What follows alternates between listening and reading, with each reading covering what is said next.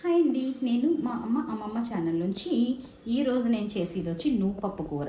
ఎంతమందికి నువ్వుపప్పు కూర తెలుసో తెలియని వాళ్ళు ఉంటే కింద తెలీదు అని చెప్పి పించేయండి. ఇది వచ్చి మనకి సింపుల్గా చేసుకుని హెల్దీ డిష్ అనమాట. అమ్మ ఏమేమి వేయాలి ఇందులో? నువ్వుపప్పు, పచ్చి నువ్వుపప్పు, పచ్చిమిరపకాయలు, ఎల్లుల్లిపాయలు, జీలకర్ర, ఉల్లిపాయలు, కరివేపాకు, కొత్తిమీర, ఆయిల్, ఉప్పు, పసుపు. ఇందులో కూడా కారం వేయరండి. సో మనం చెప్పి అన్ని కారం వేయని వంటలు ఎక్కువ చెప్తున్నాం ఈ మధ్య. ఇవన్నీ కూడా చక్కగా వేపుకొని మిక్సీ చేసి పెట్టుకోవాలి. ఇట్లాగా ఇక్కడికి ఈ ఐటమ్స్ మాత్రమే వేపి మిక్సీ చేసిన మిశ్రమం అన్నమాట ఇది. దీంట్లో మనకి ఎక్కువ ఇంత ఆయిల్ పడుతుందా? ఆయిల్ అయితే పడిందండి బాగానే, ఒక 3 టేబుల్ స్పూన్లు పడింది. అది చక్కగా కొంచెం కాగినాక మనము ఇట్లాగా ఉల్లిపాయలు, కరివేపాకు వేసేస్తాం అనమాట. వేసేసి కొంచెం దోరగా వేగనివ్వాలి.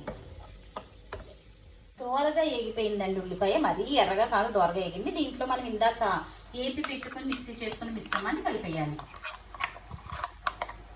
సో ఇట్లా వేసుకొని మనం దీన్ని చక్కగా కలిపేసుకోవాలన్నమాట. ఈ ఆనియన్స్తో పాటు కలిపేసి ఎంతసేపు వేగనివ్వాలి? 5 minutes చక్కగా వేపేసుకోవాలి. ఇది ఆల్రెడీ ఏపి మిక్సీ చేసింది కాబట్టి ఒక 5 నుంచి 8 నిమిషాలు సరిపోతుందండి. ఇందులో మనం ఇట్లాగా తగినంత ఉప్పు, పసుపు 2 వేసేసుకుంటామండి. వేసుకొని మిక్సీ చేసేసుకోవాలన్నమాట. మిక్సీ అంటే మిక్స్ చేయాలి, కలపాలి.